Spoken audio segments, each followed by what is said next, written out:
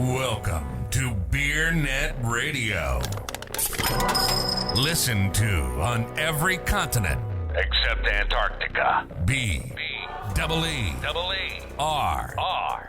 See? Now I can hear you just fine. Beer. Well, then I guess you were right this whole time. No, I can only hear myself when I plug it in there. Yeah, I was just doing a bit. I just thought it was funny. I hope you didn't like sweat it. I lost sleep. I'm sorry, Jordan. That's okay. But no, yeah, I just noticed that you had one wire and I had two. It's okay. It's all right. Cool. I know. Cool. We're all cool here. Biscuit, are you cool with it? Biscuit seems yes. cool. I mean, she's wagging her tail. So how was your weekend? It was good, man. I want to hear about the big wedding, though. It was great. Went off great. All his friends are so cool. Her friends are cool. Nice. Her family's very cool. It was good getting to know them better. Great time was had by all. It was good to see my sisters, and my mother even went and had a good time. And it was kind of hot. I will say, Jordan. I don't know if you know that Houston this time of year. A little swampy. Yeah, it was an outdoor reception. It was at their home, and which is a beautiful home. And they really did it up. It was epic, as the kids say. And Sweet. yeah, and I have other big news. Are you ready for it? Yeah. Hit me. Yesterday, Wyatt started as a merchandiser at Brown Distributing Company. Hell yeah. Way to go, YY. Way to go, YY. This is for our segment, Where's YY? Oh, right now, YY is miserable in a grocery store somewhere around Austin, Texas, loading shelves in anticipation of Memorial Day weekend. I told him, I said, wow, you either started at the wrong time or the right time, because this is trial by fire and you can get through this. Rest will be easy. So he's out throwing cases. Very proud of him. Kind of sucks that he started the day after, his brother's wedding, which was because it was a, kind of a baller weekend in Houston. Everybody had a good time, but he woke up Sunday, drove back, got a lot of rest, and had a good first day. And I think he's working today too. If you're going to get started in the beverage business, that's the way to do it. I think just throwing cases, getting a feel for it. Have all your sons had a stint in the beer business, working for a distributor? Yes, that's why they're not in it.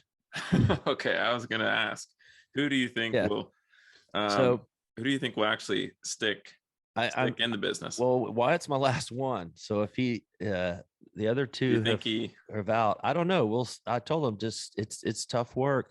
Harrison merchandised for a summer or two in Austin for Capital, right? It was called Keg One back then, and he was like, I think I'm gonna go in for an office job, a job that has air conditioning where you wear nice clothes. And so he decided to go into real estate, and he's doing very well. And then Hunt's more of an art guy. So Hunt worked in the draft department here at GLI, which is now Glazers in San Antonio, and that prompted him to pursue art as a career. All right, come on, YY. So, I know. Come on, YY. The hell's wrong with you? He's our last great hope, Jordan. Mm-hmm. We'll see if he can cut it. Biscuit couldn't cut it. Hell no. She just wants to ride on top of the cases, the Budweiser wagon. I'm like, Biscuit, you're not the right type of dog. Don't even try. She's the right type of dog. She's just about a decade too old.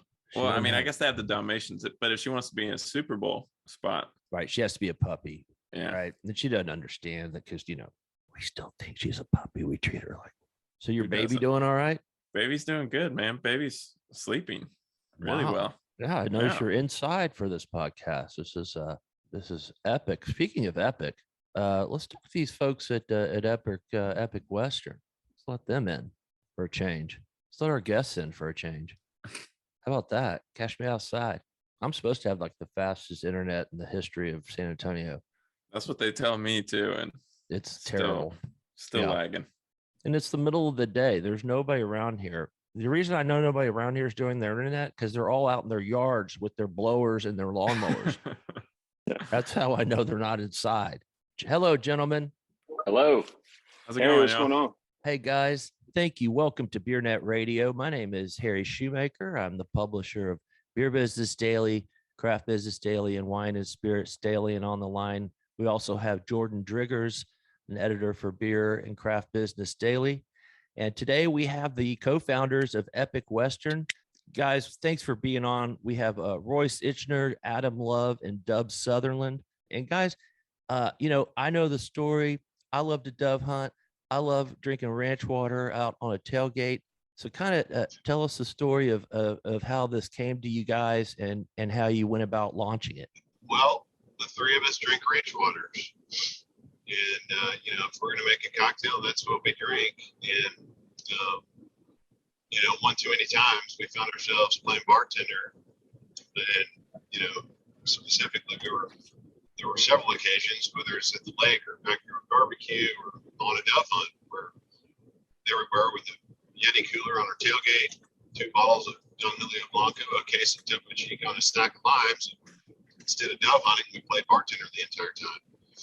And, kind of jokingly, we all said, well, man, if somebody could can this, it sure would make life easy. And, we didn't do anything about it. That was back in September of 19. We all have our day jobs. I'm in the real estate business. Dub's an attorney and Royce is a banker. So we all went back to work and didn't think twice about it. Come November about 19, we started seeing things hit the market, claiming to be ranch waters, and we were all selfishly excited to, somebody had solved our problem playing bartender. Started buying these products and trying them, and quite frankly, Harry, they all just tasted horrible. I mean, you couldn't stomach them. We'd pour them out. Again, didn't do anything about it. Went back to our day jobs. Didn't think twice about it until me being in the real estate development business. I had a project in South San Antonio where I had 7 different restaurants, sit-down restaurants I was going to do build-to-suits for. I had a theater build-to-suit and an LA Fitness build-to-suit. I thought I Amazon-proofed my retail development, but evidently I did not pandemic-proof my retail development. And so it was February 11th of 2020. We'd had this idea in the back of our heads, but we didn't have the time to go pursue it. Well, I started getting phone calls from LA Fitness and Outback Steakhouse and BJ's Brew House, all the folks that I was hoping to do this development deal. And they're like, we're out. There's a pandemic. We don't know how we can expand around the country. So really those asset classes that really got crushed by COVID were what I was working on. And it gave me the time. I literally, it was that day, I called Royce and Dub and said, I got all the time in the world. Let's go try to make this happen. We started by hiring a liquor attorney in Austin and asking her the question of why somebody wasn't canning a drink like we make at home with 100% blue agave tequila. And her simple answer was, well, the only legal way you can do that is you have to can it in the region where that agave plant is grown, and that is Jalisco, Mexico. So again, we kind of laughed like, well, no wonder. But yet again, Royce and Dove, their jobs were still going. Mine was Groundhog Day. Real estate was dead. And so I had the time to kind of keep brainstorming on this thing. And, it dawned on me that back in the real estate world, I never thought about a bunch of relationships with folks in the beverage industry that for some reason or another, I just had a lot of folks that I knew in the industry. And one of my good friends, he's an Anheuser-Busch distributor, and he had been importing a tequila out of Jalisco. And I thought, well, maybe he can connect the dots with somebody down in Jalisco and get us, at least pointed in the right direction to find a canning facility. So he did. He connected us with the gentleman down in Jalisco, and at first they didn't know of a canning facility, and said, if we find one, we'll give you a call, and kind of laughed. Thought, well, I won't hold my breath for that phone call. Sure enough, about 2 weeks later, got a phone call back and said, I found a co-packing facility that could produce a lot of cans a day. And so, again, us not knowing what we were doing, we were basically building the airplane while we were flying it. We asked what tequila we might use, and if the distillery was nearby. Sure enough, it was about a mile away. And so we asked Fernando to start shipping us that tequila in order for us to attempt to find a test kitchen to start making samples. And thank God for Google, because that's how we were making our way. And sure enough, Fernando shipped us tequila. I think he shipped 10 cases to us. And remember, it had to be in its final format, so it was in the 750 bottles that you would buy in a liquor store. We got our hands on that tequila and found a test kitchen here in the United States, shipped the tequila to them, had a conversation, explained what we were trying to do. We were trying to, the first, SKU was going to be the range water, the one that we make at home. And so they started making samples, and samples 1, 2, 3 came back. And quite frankly, they were pretty bad. It was, the lime was just off. It tasted very similar to a lot of the products that are out on the market. It had a very synthetic, chalky lime taste. And, us not being from the industry, I think was a blessing in disguise, because we just kept going.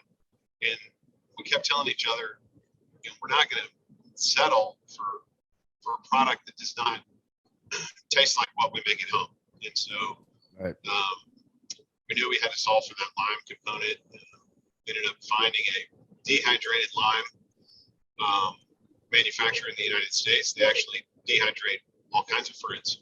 Got our hands on that, sent it to the test kitchen, and they made samples 4, 5, and 6.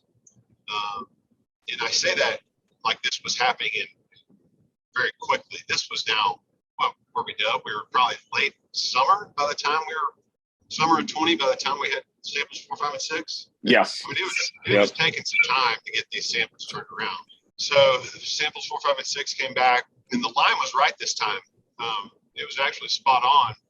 Those samples were flat tasting. And as you know, if you make a range water, you make it with a Topo Chico. You don't make it with a LaCroix or a club soda. So we knew we had to solve for that. So called the test kitchen and said, the lime's great. We're moving in the right direction, but the drink's flat. What's the story there? He said, well, if you go below 7% ABV, you got to heat pasteurize the can. If you heat pasteurize the can, it takes away from carbonation. And in this, we kind of stumbled upon that right there. They solved the problem. 2 things for us. We wanted to be a premium cocktail in a can. We're not competing with the seltzer. We're not a beer. We're not a malt-based range water. We are, creating something like we make it at home. And so the simple answer was there. Don't go below 7% ABV. That'll boost our carbonation, and it'll be a premium cocktail in a can. And so it was samples 7 and 8 came back. We're now fresh in my memory, guys. I want to say we were close to Christmas time of 20. Yeah, it was in the fall, winter. These samples came back, and we tried them. We chose the 10%er because we like a heavy pour tequila in our cocktail, like that flavor profile better. And it was that aha moment. We had a product to sell. We had friends and family over to do a blind taste test, and it was unanimous. Everyone chose what we were pouring out of the can rather than what we were making by hand. And we say, there's no operator error. The bartender's not putting too much lime, or it's a bad lime. The recipe's right every time. So there we were, somewhat still not knowing what to do. We had a beverage. We had something that we could sell, but now we needed to brand it and put a name on it, and all those things. And back to some of those relationships in the beverage industry, time and time again, folks guided us to it. So we hired Gorilla, and we started that process of going through the naming and branding of what was soon to be Epic Western. It was about that time, an old friend of mine from Austin. I'm from Austin, now live in San Antonio. he and his wife moved their family from Austin to San Antonio and happened to move right down the street from me. He happens to be the founder of Yeti Coolers. My wife and I had a welcome to San Antonio dinner for them, and Roy Cedars is his name, and he asked me what I've been working on lately through that dinner conversation, and I'm sure he was ready for some real estate story, and I started telling him this story right here, and just being an old friend, he said, "Man, I'd love to give you my advice on branding this thing and going through names and going through your brand pillars and mission statement and all the things you do to build a brand." So yeah, he started coming over and helping go through that process and giving us advice. It was about 2 weeks in that of him helping out, I realized that if we were in the fashion industry, we've got Ralph Lauren sitting in our living room. So that was the time we asked if he wanted to get involved in a bigger capacity, and he said yeah. And so the two founders of Yeti Coolers came in as our original capital partners. The current CEO of Yeti is in our deal, which makes up Yeti Capital. Current CEO of Cortec, one of the early investors that came in and invested in Yeti and basically took him to the moon. And the ex-president of Jim Beam Distillery for North America, and that made up our original capital group. That also legitimized us. A lot of naysayers along the way, us not being from the beverage industry, they said, you're not going to get distribution. You're going to be begging people to take you. And one, we had a premium product that was great. Two, Yeti Capital came in and believed in us. And some of the relationships we had statewide distribution. In fact, we hand selected who we wanted in the state.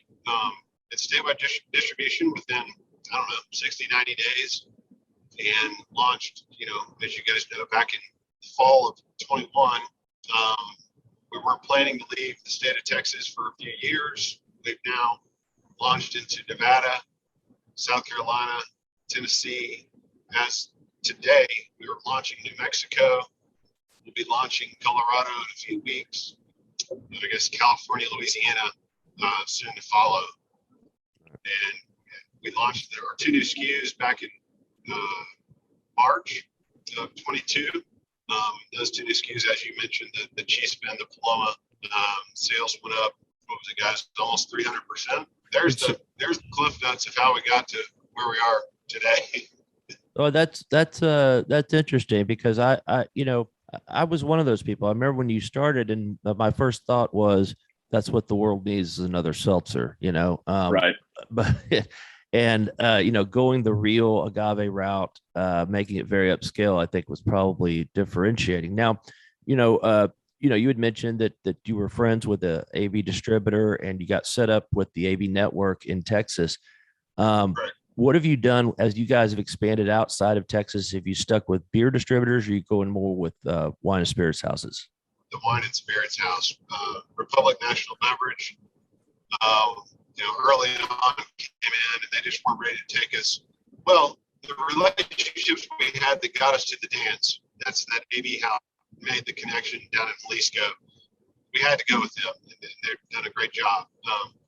But we were also managing a bunch of different distributors throughout the state of Texas. And as we were looking to launch into other states, I thought, if we go the AV route the whole way, we're going to be managing 100 different distributors. This is going to be a full-time job. And thank goodness Republic saw what we were doing, wanted to bring us on. And so they're going to take us in all the states that they have control of. And that's not to say we won't be with some beer houses in other markets. It just kind of depends on where, what territories Republic has. Tell me how sales are going and how, repeat buys in your oldest markets. Sales are great.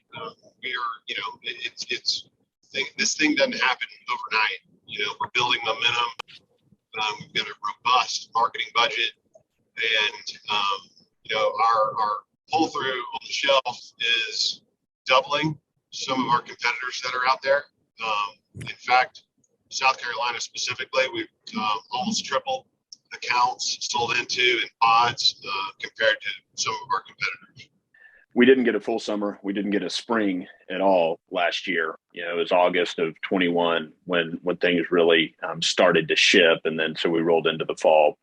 That being said, we also knew that our ranch water, which we made what we wanted. That was always a guiding principle, was if we weren't going to make something that we would drink every single time and thought was, worth it, then it wasn't worth doing. There were enough, not just seltzers, but other mixto type beverages and items coming on. So we stuck to that, wanted to cement our place with the ranch water, given the popularity that it had, but knew all along as we developed the Paloma and Chispa Rita flavors that those were likely to be bigger sellers because of the flavor profile. It appeals to more consumers. There's no sugar added, but it's got sweetness. It's got a little more lime. It's not as tequila forward. And so not nearly as tequila forward. And so that was something we knew. And we've seen that already this spring in those sales numbers. The repeat buy numbers on the ranch water are great, but the other two are more broadly appealing. And so right. They're doing very well in all the new markets. So it's been fun to have a cohesive launch in some of these states with all three flavors and see what that can do. Right. And I'm curious, the further away you get away from Texas, and specifically South Texas, do people scratch their head and say, what the hell is a Paloma? What is a Chispa? There's a learning curve, but if you're probably very aware of what's going on with this tequila category. I mean, it's looking at next 2 to 3 years to surpass vodka. So, believe it or not, the Paloma across the country is probably more well known than any of them. Yeah, we started seeing that in our tastings early on with the ranch water. We would talk about the line expansion when we were all working tastings and talking to folks. And it's surprisingly to us even and it may be because, in our opinion, anyway, there wasn't a good, canned cocktail margarita out there. But we had that feedback at a lot of tastings in Texas was, oh, I love a Paloma. That's my favorite. And, people like margaritas clearly, but the Paloma was repeated more often, which it's just anecdotal, but it was interesting to us. And there does seem to be enough knowledge out there of Palomas. Right. I was going to say, what about the Chispa? I don't know if I've heard of another company that's brought a Chispa to market. So I'm really curious to hear how that line extension is doing. Very well. It's lockstep with the Paloma. I mean, when you look at what it's labeled as, it's a skinny Rita. Well, one of the things that I wanted to talk about, James came to San Antonio and we had drinks briefly a few weeks ago, and we had talked about, and maybe this goes back to kind of your Yeti aesthetic, that your brand has a definite aesthetic. It's I would say it's a ranch, hunting, outdoors, lake type aesthetic. Your Instagram, all of your ads, your websites, everything has kind of that same look. How important was that going in? Was that always the plan, or did you kind of come across that? What was interesting about that is that takes us back to Gorilla Suit. What's been amazing throughout this whole process is how aligned the three of us are.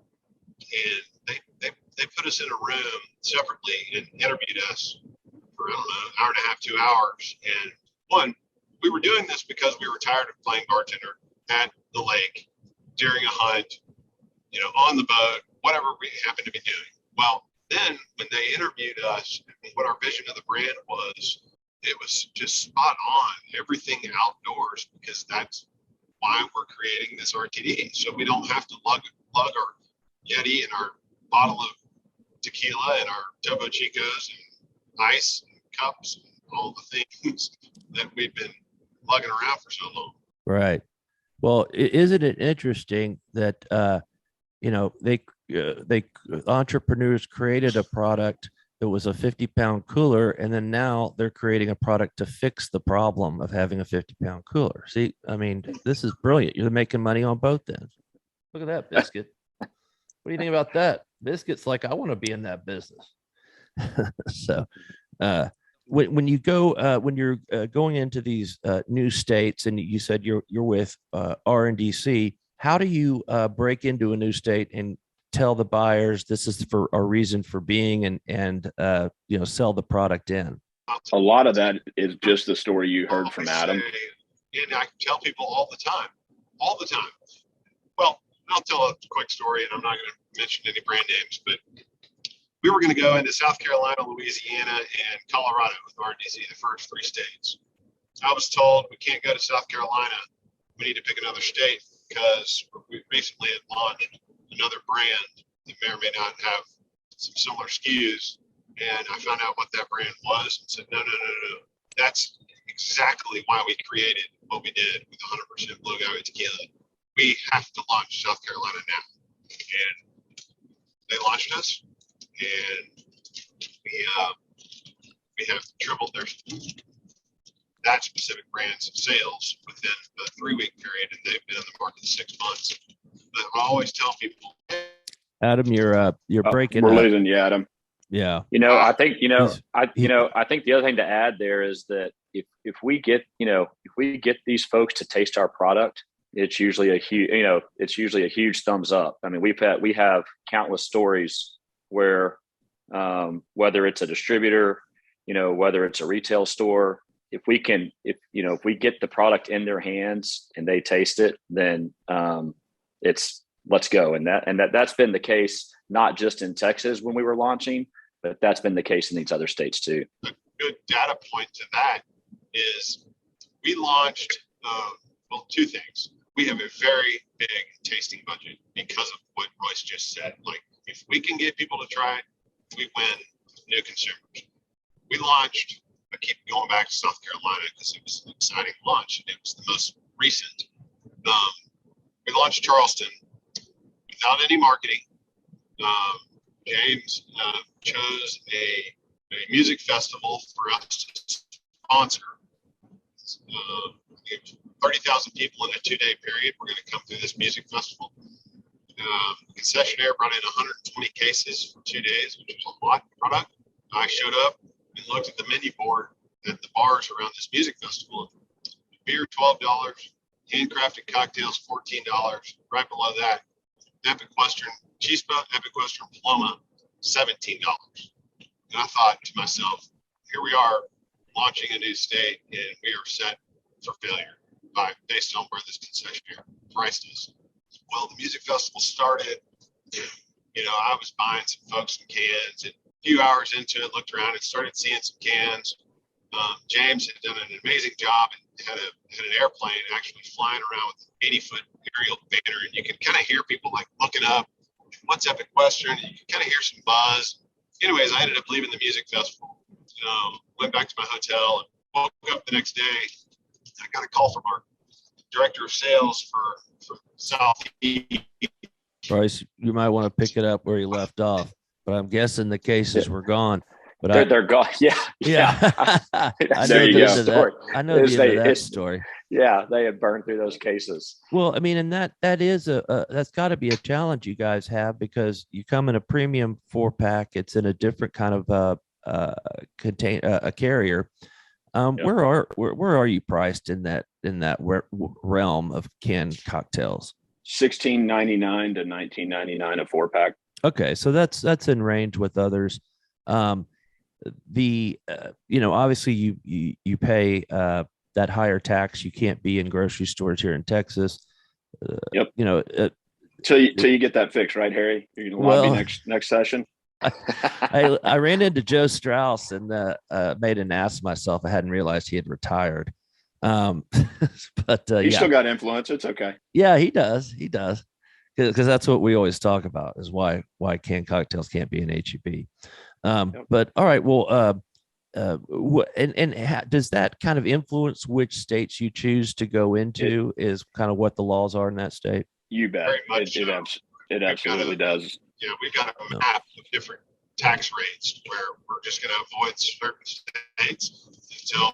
But what about DTC? Do y'all have a DTC business, or do you leave it more for a not physical? yet? No. Yeah, I imagine that's hard with an 8% tequila-based product. The world. I'm sure the world will get there eventually, but right now we don't. Where the platforms will actually be able to do it. There'll be enough states to really justify it. But back to your question on both from a tax standpoint, from an ABV standpoint, state law, we're very specific about what states, we go into. Right. We had some opportunities into a few others, but they weren't worth it. You can't justify it. So, right. It's such a different product. And when you've gone into states where you can compete with malt-based products that are, similar, ranch waters, what have you, when you can compete toe to toe on the shelf, what have you seen? I mean, such different products that it's hard to, that's really why we created the beverage we did, because we say all the time that those malt-based martinis, they're not our competition. They're different. It's a different category. In fact, you'll see some of these liquor conglomerates that are buying up companies that are malt-based and mixed out and using 100% blue agave tequila. They're just different categories. Yeah, I think you're right, Adam. I think even a year ago, people thought they competed, whereas now the consumers starting to realize what the difference is. And we reported earlier this week that High Noon is specifically calling out that they are vodka based in their TV ad, their first ad campaign. We posted that, Harry, in our Slack channel for our team, and all loved seeing that, because that's exactly right. It's consumer education. And but our thought was, hey man, if it's not 2000, it's 2022. So why are you waiting on vodka when everyone knows tequila is the better product?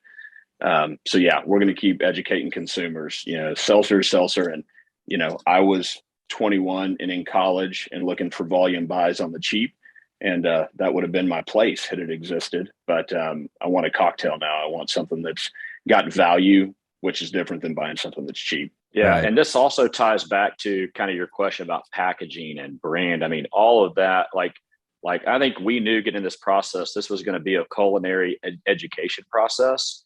And so we were very, very thoughtful about how do we educate the consumer on the package so we can distinguish ourselves on the shelf, knowing that we had to support that with tastings and marketing and all those other things. But, we certainly felt like the package was the place people were going to pick it up and look at it and read about it. Yeah. And there was, I'll just say, going a little bit back to the origin story that Adam gave. I mean, that was it. We understood once we saw the lift that it was going to take to, fly to Guadalajara, drive into tequila country, find a distiller, find a co-packing facility, bring all this together. Plus we have very specific ingredients that we use that have to come from stateside into Mexico only to come back across. And when we went through that, we saw, I mean, I get why certain other brands like seltzers that had visions of being a ranch water dropped off. And then I saw why people used mixto. Made total sense. It's a lot of damn work to get this all done. But again, we just were like, what this isn't, if you're going to do something, do something epic. Like don't stop short. Don't do something you wouldn't yourself drink, knowing that you had a chance. And so, win, lose, or draw, we were going for it. And so it was always a premium product. It was always something. There wasn't this canned cocktail when we came out. I mean, that was a big discussion. A lot of, the Yeti guys, when we were talking to them and they were getting educated, others in the industry, as you can imagine, were like, what are you talking about? How are you going to price it like this? How, why is your ABV so high? And we said, because there's a demographic y'all haven't identified yet. We know what's out there because it's us. Well, I tell you, James was nice enough to bring us some samples, which my fiance quickly took, and she said she's they got were good fantastic. Taste, right, Harry? All the way around, man. She likes that Paloma, man, and I did get one chispa, and it was very good. And Jordan knows that the chispas that what's it called, Jordan? Saluna. You can't have more than two, and you really shouldn't have less than two. It's a weird thing. All right, well, guys. Oh, good. Yeah, it's a great spot. Well, good. Well, thank you guys. We like to keep these at 30 minutes. I appreciate you guys being on. And you know what? I like seeing fellow South Texas guys making it work in the beverage business. Kind of lonely around here, other than the Paps guys, there's really nothing going on in San Antonio. But I tell you, it's exciting, and I think you guys picked the right high ABV, real agave tequila, premium price, premium packaging. You said, you don't have any beverage experience, but whether you did or not, you came up, I think, with a sweet spot for trends that are really just now starting to kick in. So I wish you well. I thank you for drinking. Thanks, gentlemen. Really appreciate it. Thank you. Take care.